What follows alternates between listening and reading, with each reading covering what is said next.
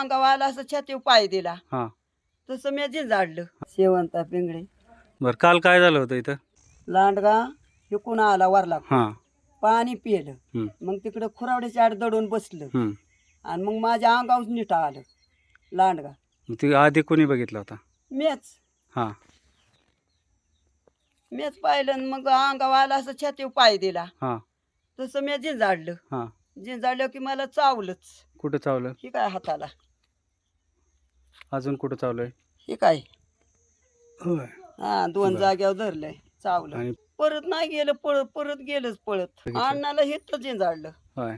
हा अण्णाला कोणी बोलावलं? टाकी जवळ अण्णाला. कोणी बोलावलं? अण्णा मनानेच आलं. होय. मग अण्णांनी काय केलं? अण्णाने पुन्हा काठी घेतली तर अण्णालाच बोचकारलं.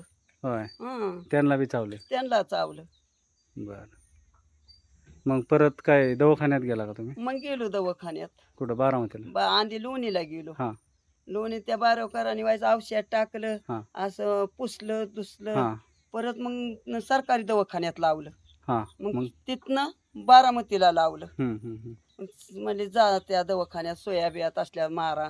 मग तिथं गेल्यावर काय केलं? मग ही काय अशा ह्यात सोया मारल्या, हे होय. चांगल्या टोपाई घेतल्या. मग आता अजून त्रास होतो का त्याचा? 6-6 हजाराची मारली. अजून त्रास होतो का त्याचा? अजून दुखतंय की ही काय होय. थणूक लागलाय.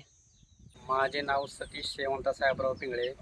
काल आमच्या इथे सकाळी 11 वाजता लांडग्याने हल्ला केल्यामुळे माझे आईवडील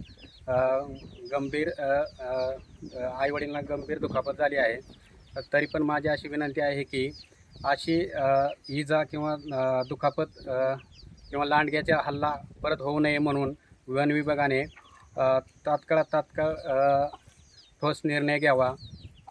आमची वस्ती गावापासून जवळजवळ 2 किलोमीटर असल्यामुळे आणि आमच्या घरापासून आमच्या पिंगळे वस्ती येते घराचे अंतर जवळजवळ 500-300 मीटर माझ्या घरापासून दूर अंतर असल्यामुळे आणि जरी आम्ही कॉल केला ना गावात तरी काय अवेलेबल माणसे जर लवकरात लवकर अवेलेबल होणार नाहीत.